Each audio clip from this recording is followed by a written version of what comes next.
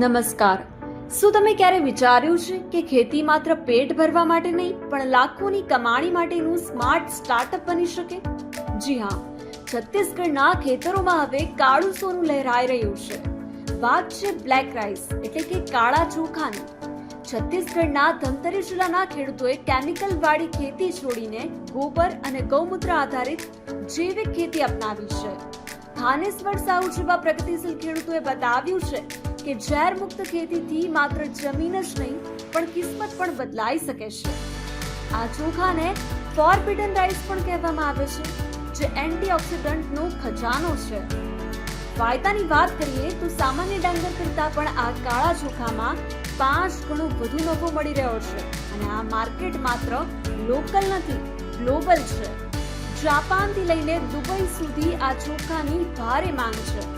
ભારતમાંથી અત્યાર સુધીમાં 1000 મેટ્રિક ટન જેટલી નિકાસ થઈ રહી છે, જેમાં પ્રશાસન અને એપીઈડીએ ખેડૂતોને સંપૂર્ણ મદદ કરી રહ્યા છે. હવે ખેડૂત માત્ર અન્નદાતા નહીં પણ એક સફળ બિઝનેસમેન બની રહ્યા છે. જો વિચાર નવો હોય તો માટીમાંથી પણ સોનું પેદા કરી શકાય. આ જ છે નવા ભારતની નવી ખેતી.